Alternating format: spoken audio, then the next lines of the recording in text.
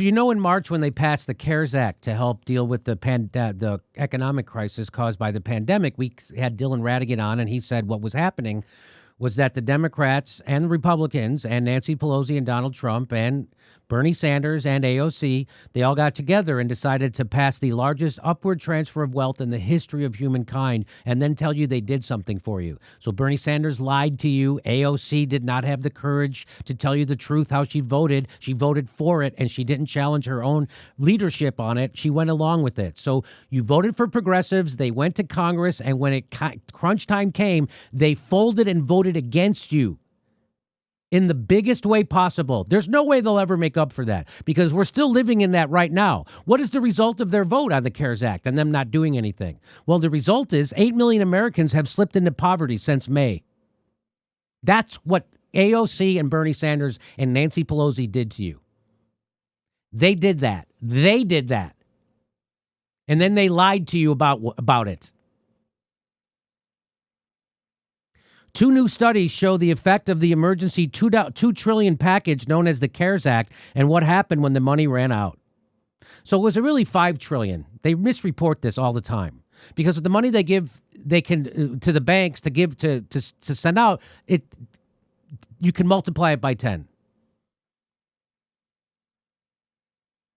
8 million people have slipped into poverty since May as a federal aid has dried up. And they didn't even need to cut food stamps. The number of poor people has grown by 8 million since May, according to researchers at Columbia University, after falling by 4 million at the pandemic start as a result of the $2 trillion emergency package known as the CARES Act. The CARES Act included a one-time payment for most households of $1,200 per adult and $500 per child. Now spread that out over 7 months while we have multiple waves of relief for Wall Street. That's what you get for 7 months. Wall Street, what did Wall Street get? $1 trillion a day. Time magazine, no lessons have been learned why the $1 trillion coronavirus bailout benefited the rich. Because it was written by them. And people like Bernie Sanders and AOC went along with it because they are feckless, career-climbing cowards. And liars.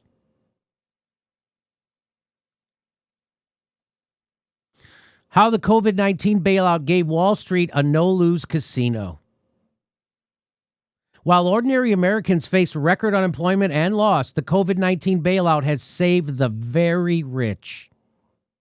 Researchers from the University of Chicago and Notre Dame found that poverty has grown by 6 million people in the last 3 months.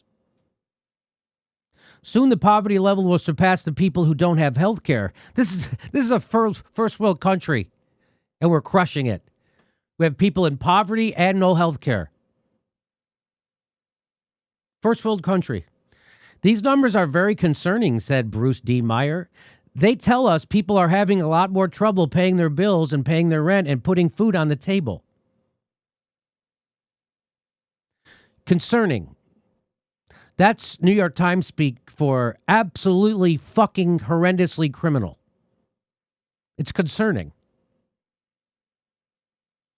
The evidence of increased need comes as Congress is still deadlocked on proposals for providing more aid. Should we help people or just let them die? This is a tough decision. They're going to let them die. That's your government. That's your country. Among those experiencing new hardships is Kristen Jeffcoat. She's 24 years old. She's raising 3 children in Camptonville, a hamlet about 80 miles north of Sacramento, California. When schools closed last spring, Miss Jeffcoat stayed home to watch them. Then her husband got laid off from his landscaping job. To feed the children, Miss Jeffcoat said she sometimes skips meals, especially at the end of the month when the food stamps have run out. Her husband sold his tools to buy diapers, and Mrs. Jeffcoat tried to sell her eggs to a fertility clinic, but she did not medically qualify. Hey, why doesn't she just pick herself up by her own bootstraps? It's not like she isn't a contributing member to the 5th largest GDP in the world or anything. California, 5th largest GDP in the world. Income volatility is especially hard on low-income families who lack the savings or credit to keep essentials bills paid.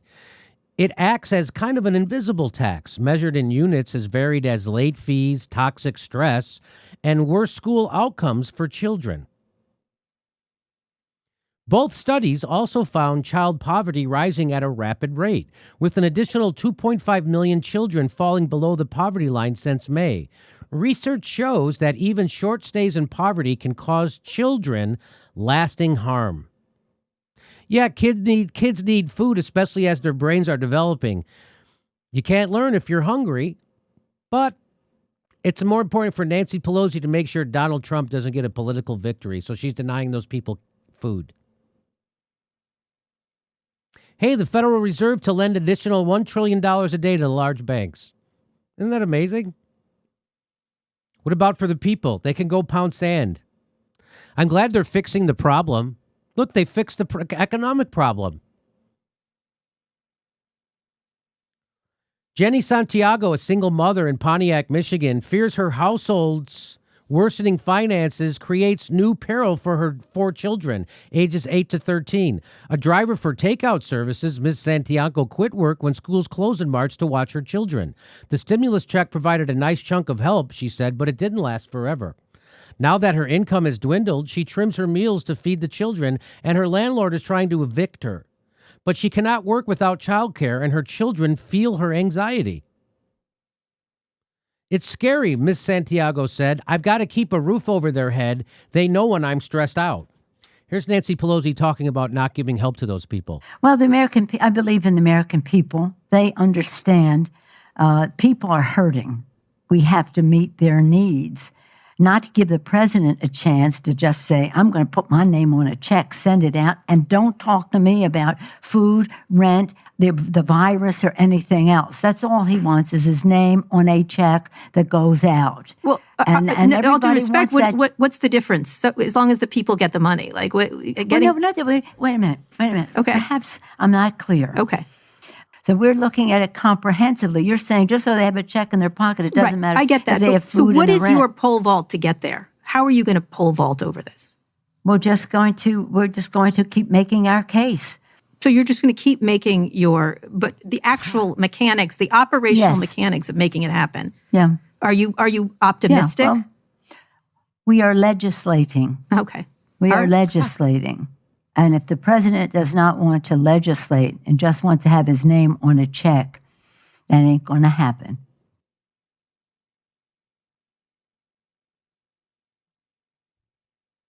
Nancy Pelosi is so out of touch, she doesn't seem to understand that money buys food and pays rent. Nancy Pelosi is so out of touch and so criminally evil, and it's so obvious that even millionaire TV hosts found the balls to call her out for it, finally, after 5 years. And I thank you for giving me the opportunity to say that to you in person. All right, Madam Speaker, these are incredibly difficult times right now, and we'll leave it on that note. Thank you so much for joining us. We'll leave it on the vote that you are not right on this, Wolf, and I hate to say that to you. But I feel confident about it, and I feel confident about my colleagues, and I feel confident in my chairs. It's not about me. It's about millions of Americans who can't put food on the table, who can't pay the rent, and who are we having represent trouble, them. And we represent them. Getting and by we represent these them. long food and lines that we're seeing. Them. I know we you know are. Them. I'm just saying. We represent them, and we know them. As we say, know them. We represent them. Don't let the perfect be the enemy of the good, as they say. It is nowhere near perfect. Madam Speaker. Always the case, but we're not even close to the good. All right, let's see what happens, because every day is critically important. Thanks so much for joining us. Thank you for your sensitivity to our constituents' needs. I am sensitive to them because I see them on the street begging for food, begging for money. Madam Speaker, thank you so much. Have you fed them? We feed them. We feed them. We'll continue this conversation down the road for sure. We'll take a quick break. We'll be right back. There you go. She acts just like Trump when she's asked a question. She makes the guy who's actually asking her to do something on the behalf of her constituents, she turns him into the enemy. Somehow there's something wrong with Wolf Blitzer. There's your Madam Queen. She's 100% corrupt, and she's fucking over America on purpose. She's a 100 millionaire, and she doesn't give a shit that nobody has health care and that people are starving. She doesn't care. She doesn't care. That's not hyperbole.